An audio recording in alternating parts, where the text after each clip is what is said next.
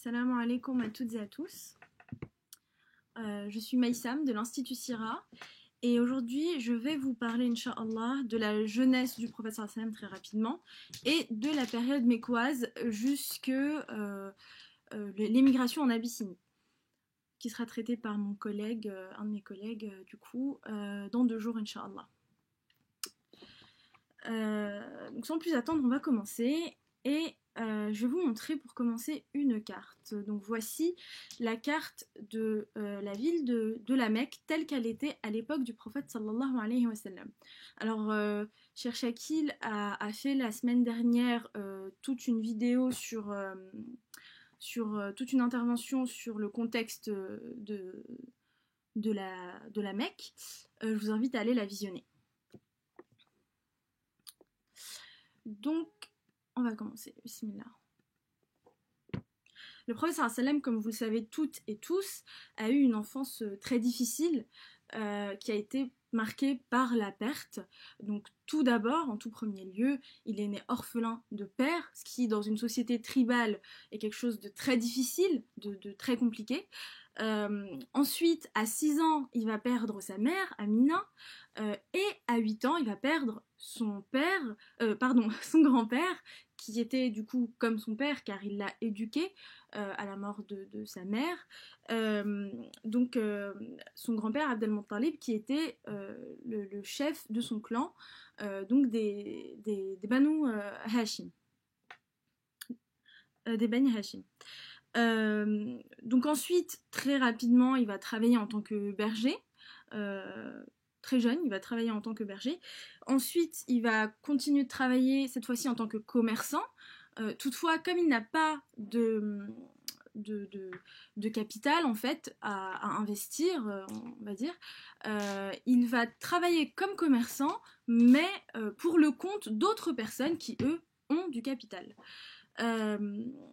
Donc c'est comme ça en fait qu'il va rencontrer Khadija radhiyallahu anha, qui sera sa femme par la suite. En fait, il va commencer à travailler pour elle, pour son compte. Il va notamment aller, par exemple, commercer en Syrie pour elle.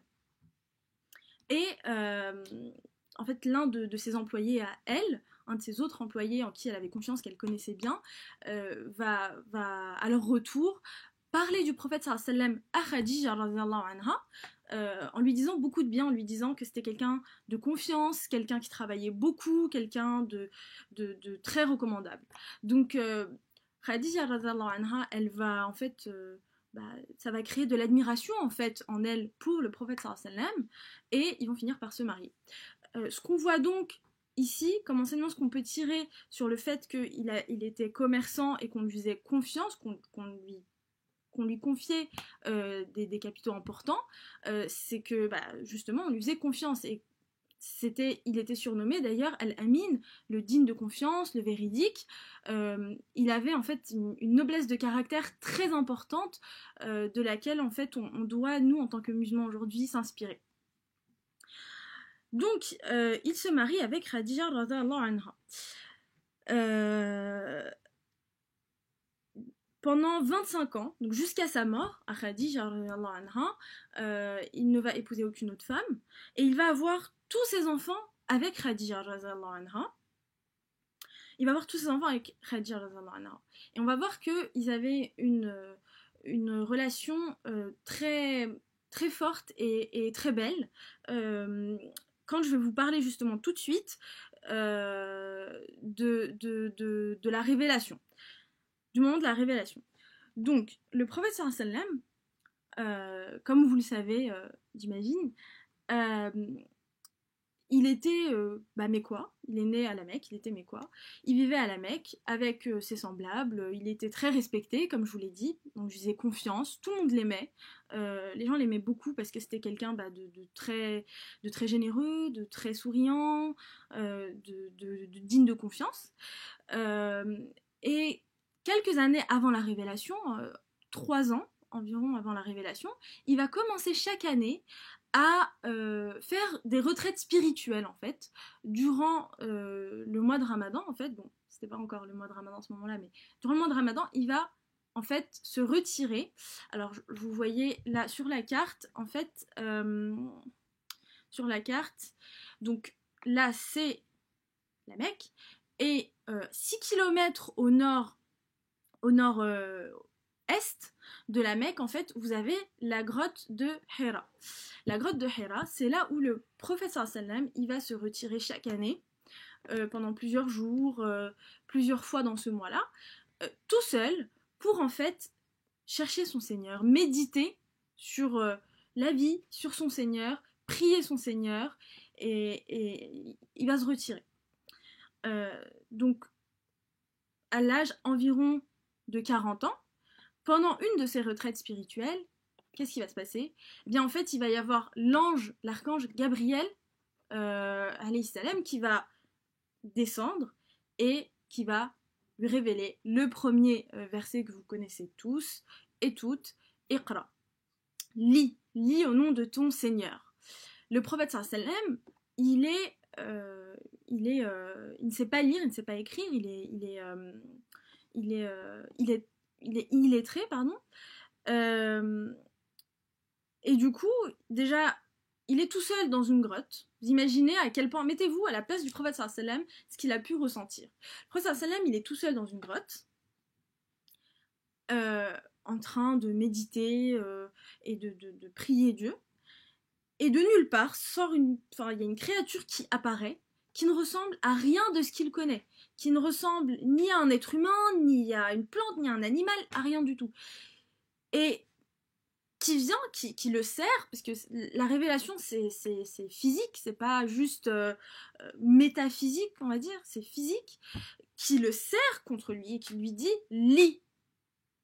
Le prophète sallam, il a très très peur. Et d'ailleurs, il va lui dire, mais je ne sais pas lire. Et c'est pour ça que Jibril alayhi salam, Gabriel, il va répéter, lis au nom de ton Seigneur. Le prophète sallam, il va sortir de la grotte, il va aller voir, qui est-ce qu'il va aller voir en premier justement? Eh bien la personne dont je vous parlais tout à l'heure, sa femme, Khadija radhiyallahu anha. Donc il va redescendre à toute vitesse à la Mecque et il va aller voir sa femme directement. Donc là on voit que le prophète sallam, la personne en qui il a confiance, en fait il a peur, il est dans une situation où il croit même devenir fou. Le prophète sallam croit devenir fou. Eh bien, qui est-ce qu'il va voir dans cette situation-là? Qui est-ce qu'il va aller voir pour chercher du réconfort, pour chercher du soutien? Eh bien, il va aller voir sa femme, Khadija radhiyallahu anha. Et sa femme, qu'est-ce qu'elle va lui dire? Qu'est-ce qu'elle va lui répondre? Elle va tout simplement, comme je vous ai dit, le soutenir. Et elle va lui dire, Ya Muhammad, Dieu ne peut pas te vouloir de mal, ne t'en fais pas, parce que comme je vous ai dit, pour ça, il croit devenir fou, il croit vraiment devenir fou, et Khadija va le conforter, va le réconforter, pardon, et elle va lui dire, mais Dieu ne peut pas te vouloir de mal, et ne t'en fais pas, n'aie pas peur, car tu es quelqu'un de généreux, tu es quelqu'un de bienveillant, etc. On a une très belle description à ce moment-là de ce que de qui était le prophète sallam. On a un portrait moral que Khadija anha nous dresse de qui était le prophète sallam avant la révélation. Je vous invite à aller regarder sur internet, il y a vraiment, vous le trouverez facilement. Donc elle lui dit tu es généreux, etc. Et elle l'emmène voir Waraqa, qui est son cousin elle, qui est un érudit chrétien. Donc il y avait des chrétiens dans la péninsule arabique. À la Mecque, il n'y en avait que très très peu, mais il y avait Waraqa par exemple. Et elle va l'emmener voir son cousin Waraqa, qui est un érudit très vieux, qui est aveugle. Et c'est Waraqa, son cousin Khadija, anha, qui va révéler au prophète sallallahu alayhi wa sallam que, eh bien, c'est un prophète. Il va lui dire j'aimerais être là au moment où ton peuple va t'expulser de chez toi. En gros, ce qu'il veut dire, c'est que j'aimerais être là pour te soutenir, pour être derrière toi, pour être avec toi quand ce sera difficile. Et là, le prophète sallam, il est un petit peu étonné, parce que je vous ai dit, le prophète sallam, les gens lui font confiance, il est aimé de tous, sa vie, ça va très très bien pour lui à ce moment-là. Donc il se dit, il lui dit, mais comment ça, je veux me faire jeter par les miens, il comprend pas. Et là, il y a Waraqa qui lui répond, il y a personne que Dieu, enfin, il n'y a personne qui avant toi est venu avec le message que tu portes et qui ne s'est pas fait rejeter par son peuple. Donc là, c'est quelque chose de lourd de sens pour le prophète sallam. Déjà, je vous ai dit, il était étonné de voir de ce qui s'est passé dans la grotte. Ensuite, on lui apprend qu'il va se faire rejeter par les siens. Les siens, c'est sa famille, c'est ses amis, c'est ses voisins qui l'aiment, avec qui il vit en paix depuis des années, depuis sa naissance. Donc c'est très très difficile d'entendre tout ça. Donc à partir de ce moment-là, la révélation va débuter et le prophète sallam va commencer à répandre ce message que Dieu lui a ordonné de répandre, mais il ne va pas le faire tout de suite de manière, on va dire, publique, officielle. Il ne va pas le faire non plus de manière cachée, c'est-à-dire que les Mécois, les Qurayshites, ils vont avoir vent quand même de ce qui se passe, de cette nouvelle religion qui commence à se répandre, mais ça ne va pas les déranger tout de suite. Donc ça, je vais y revenir par la suite. Donc le prophète sallallahu alayhi wa sallam, je vous ai dit, il commence à répandre, en fait, ce message aux personnes les plus proches de lui. Donc Khadija, radhiyallahu anha, bien entendu, qui est la première femme à se convertir, Ali, qui vivait chez lui, qui est son cousin, Ibn Abu Talib, donc Ali, qui est le premier enfant à se convertir, Abu Bakr Siddiq, anhu, qui est lui aussi qui est l'un des tout premiers à se convertir, donc vraiment en fait, qui est son meilleur ami, depuis avant même la révélation en fait. Abu Bakr Siddiq était le meilleur ami du prophète sallam avant même la révélation. Et du coup, il va parler vraiment aux personnes les plus proches de lui. Alors pourquoi ? Eh bien, tout simplement parce que, premièrement, il veut le bien déjà aux personnes les plus proches de lui, à sa famille, à ses amis, à ses enfants. Et surtout, eh bien, il va pouvoir constituer en fait un noyau dur, un noyau sur lequel, un noyau indéfectible, j'ai envie de dire, un noyau sur lequel il pourra compter quand justement, eh bien, ça va devenir compliqué et difficile, parce que comme l'a dit Waraqa, très justement, eh bien, par la suite, la situation va se compliquer. Je vais y revenir. Donc parmi les musulmans, les tout premiers musulmans, eh bien, il y a des hommes, des femmes, des vieux, des moins vieux, il y a des personnes libres, de conditions libres, des personnes qui ne sont pas libres, des esclaves, des pauvres, des riches. Il y a vraiment toutes les strates de la société, on va dire, qui sont représentées.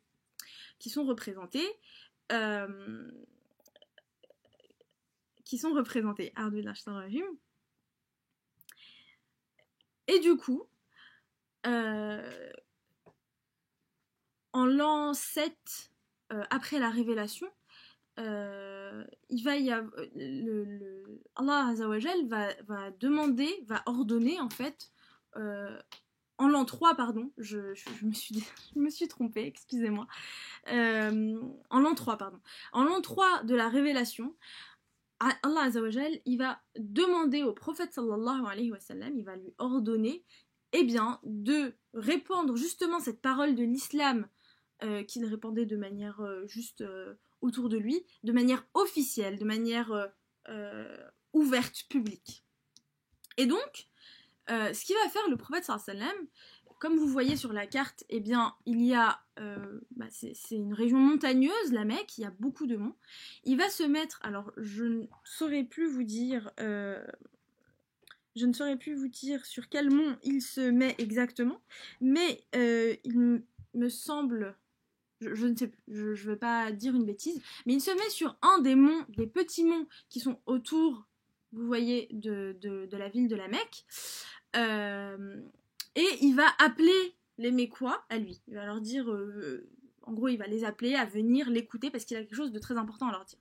Alors, il va y avoir un grand rassemblement, de Mécois qui vont venir autour de lui et il va leur poser une question. Il va leur dire, si je vous dis que derrière moi, là, derrière les montagnes qui entourent la Mecque, si je vous disais qu'il y avait une armée qui est là pour venir envahir la Mecque, est-ce que vous me croirez, oui ou non ?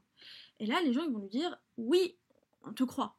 Vous voyez, c'est quelque chose d'important quand même de parler d'une invasion militaire. C'est important. Et pourtant, les gens ils lui disent oui, on va te croire. Si tu nous dis ça, on te croit. Car comme on l'a dit auparavant, eh bien, le prophète sallam, c'est Al-Amin, le véridique, le digne de confiance.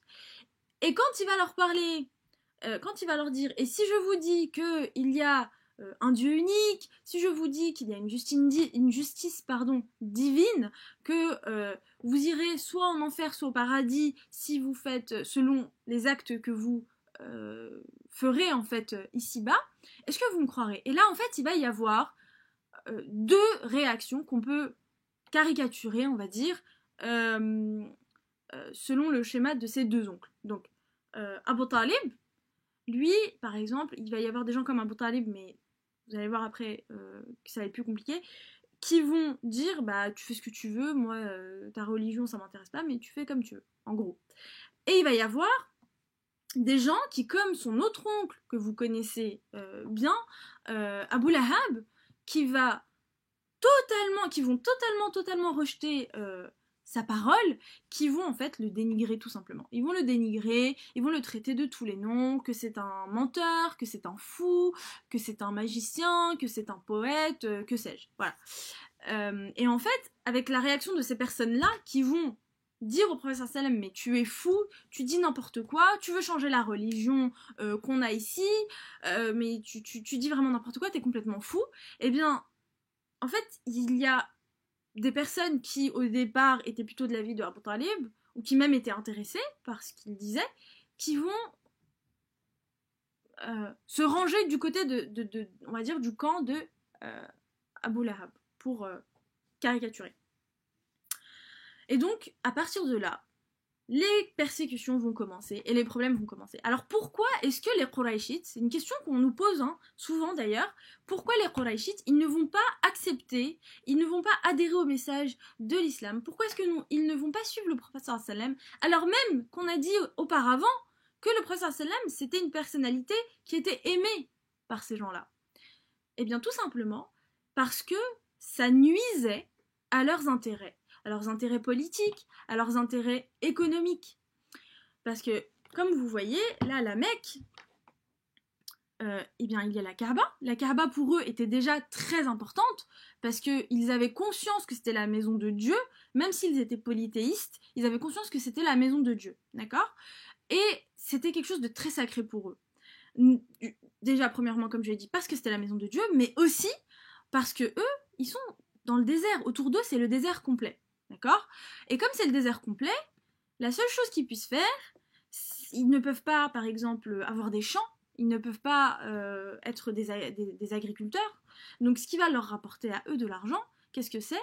Eh bien, c'est le commerce, et aussi ce qui leur rapporte beaucoup d'argent, et ce qui leur donne en fait leur renommée à travers toute l'Arabie, à travers toute la région, eh bien, c'est cette Kaaba-là dont ils sont les garants. Et la Kaaba, c'est le symbole de leur religion, de leur polythéisme. Et ils sont garants de ce polythéisme-là. Parce que tous les gens, toutes les tribus dans la péninsule arabique, eh bien, venaient faire leur pèlerinage à la Kaaba, à la Mecque. Donc, ça ne leur plaisait pas. Parce que, premièrement, eh bien, il y avait un danger, un risque pour leur monopole qu'ils avaient sur la religion de l'époque, premièrement. Deuxièmement, il y avait un danger sur leur renommée, parce que Quraysh, c'était à la fois la tribu, en tout cas l'une des tribus les plus riches d'Arabie, mais aussi les plus fortes militairement, les plus craintes et les plus respectées. Donc, ils avaient peur de perdre ce privilège-là, mais également d'autres privilèges, parce que l'islam, comme vous le savez, eh bien, c'est une religion d'égalité, de fraternité. Comme on l'a dit en tout premier lieu, c'est une société tribale. La société tribale, qu'est-ce que c'est? Une société tribale, c'est une société dans laquelle il n'y a pas de justice, il n'y a pas de police, il n'y a pas de juge, il n'y a pas d'instance comme ça qui permet de trancher la justice. Donc si on vous fait du mal, eh bien la personne qui est garante de votre de réparer cette injustice, eh bien c'est votre chef de clan, votre chef de tribu. Donc si votre chef de clan, eh bien il vous demande de faire quelque chose, vous devez le faire. Parce que le jour où on va venir vous cambrioler, enfin vous voler quelque chose, vous taper ou que sais-je, et que vous allez voir votre chef de clan pour lui dire bah répare l'injustice s'il te plaît, et que vous, enfin qu'il sait que vous ne l'écoutez pas et que vous ne faites pas ce qu'il vous demande de faire en temps normal, il va vous dire ah bah tu te débrouilles, moi quand je t'ai demandé de faire telle chose, tu voulais pas, et ben maintenant moi je te protège pas. Grossièrement c'est ça le système tribal clanique. L'islam, c'est pas ça. L'islam, comme vous le verrez par la suite pendant justement cette exposition virtuelle sur les pas du prophète sallam, c'est une religion qui prône la justice, l'égalité, la fraternité. Et le prophète sallam, lui, ce à quoi il aspire, c'est une société qu'on appelle aujourd'hui de droit. Une société dans laquelle, eh bien, le droit de chacun est garanti. Et il est garanti par une instance qui est juste. Pas une instance qui est erronée, qui est corrompue par ses propres intérêts. Donc ça, c'est le cœur du problème pour les Qurayshites en fait. C'est vraiment le cœur du problème. Parce qu'ils savent que tous leurs privilèges, eh bien, ils sauteront en fait.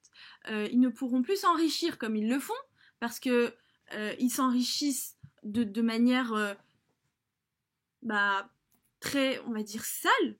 Les Mécois à cette époque-là, ils font beaucoup de choses immorales, par exemple la prostitution, par exemple l'esclavage, par exemple le fait de demander aux pèlerins, eh bien, de faire le tawaf, je sais plus comment on dit en français, mais en gros de tourner autour de la Kaaba, eh bien, qu'avec des vêtements confectionnés et qui viennent de la Mecque. Mais du coup, les gens qui n'ont pas d'argent pour acheter ces vêtements-là, eh bien, ils sont obligés de faire le tawaf, de tourner autour de la Kaaba nus. Plein de choses comme ça. Et ça, ce sont des exemples. Donc, vous voyez, c'est ça le cœur du problème. Le cœur du problème, ce n'est pas qu'il n'ait pas confiance en le prophète sallallahu alayhi wa sallam, parce qu'on l'a dit, ils avaient confiance en le prophète sallallahu alayhi wa sallam. Mais c'est plutôt le fait que leurs privilèges sauteront. Ils ne pourront plus diriger la Mecque comme ils le font. Et c'est ça le cœur du problème, le cœur du sujet.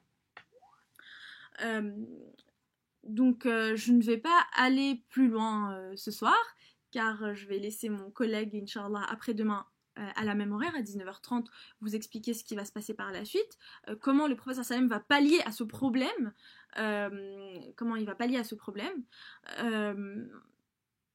je voulais tout simplement ce soir vous remercier, car comme vous le savez, nous avions lancé une collecte de dons pour justement l'exposition, et alhamdulillah, vous avez été vraiment très généreux, vraiment on s'y attendait pas, que ça aille si vite. Alhamdulillah, on a atteint notre objectif de 10 000 €, ce qui va nous permettre aujourd'hui, eh bien, Inch'Allah, dès la fin du confinement, d'acheter, de faire confectionner des maquettes, ainsi que de les protéger et de les faire venir jusque la France depuis Médine. Je vais peut-être me présenter très très rapidement. Donc je suis Maïsam, comme je vous l'ai dit au début. Je suis à l'Institut Sira depuis 4 ans. Et je suis coordinatrice du pôle pédagogie. Donc le pôle pédagogie, quel est son rôle, quel est son but? Eh bien c'est de transmettre la vie du prophète sallallahu alayhi wa sallam, en fait de transmettre les valeurs de l'islam à travers l'étude de ce modèle-là, qui est le meilleur des modèles, aux plus jeunes, donc aux enfants de 7 à 12 ans, et aux adolescents de 13 à 19-20 ans. Je voulais donc, en tant que coordinatrice de ce pôle, vous remercier, en tant que membre de l'Institut Sira, vous remercier, et à très vite, Inch'Allah. Salam alaikum, et bon courage pour ce mois de Ramadan, Inch'Allah. Salam alaikum.